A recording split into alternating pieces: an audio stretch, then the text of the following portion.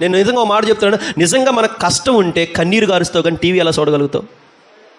అంటే మనకున్నది కష్టం కాదు. ఇది నిజమా కదా?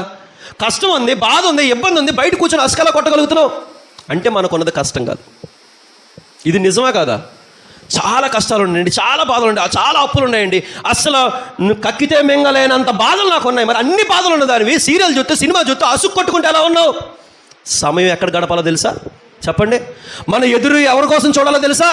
బంధకాల నుంచి బయటికి రావడానికి ఎదురు చూడాలి. కానీ అన్నీ ఉన్నా కూడా నువ్వు టైంపాస్ చేస్తున్నావు ఈ లోకంలో అంటే దేవుడు అంటాడు, నీ దగ్గరికి నేను రావాల్సిన పనే లేదు.